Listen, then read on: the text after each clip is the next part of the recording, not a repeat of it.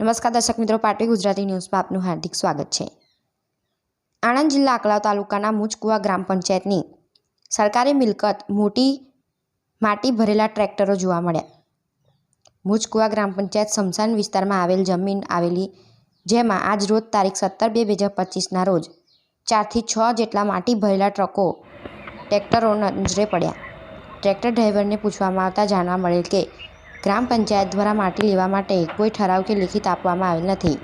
ગ્રામ પંચાયત વિસ્તારમાં આવેલ મિલકતમાંથી માટી ગેરકાયદેસર મન ફાવે તેમ માટીનું ખનન કરવામાં આવતું હોય છે।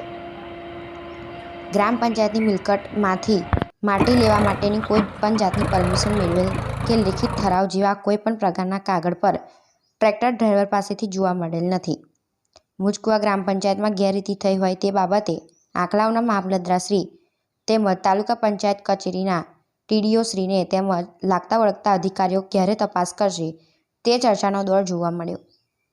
ગેરકાયદેસર કેટલા ટ્રેક્ટર હતા જેમાં નંબર પ્લેટ પણ ન હતી। આવા નંબર વગરના ટ્રેક્ટર જો કોઈ પણ સાથે અકસ્માત થાય, કોઈ મોટી જાનહાનિ થાય તો તેને શોધવા ક્યાં? જેસીબી અને ટ્રેક્ટર માલિક ડ્રાઈવરોને તેઓના માલિકનું નામ પૂછતા કોઈના નામ આપવામાં આવ્યું નહીં।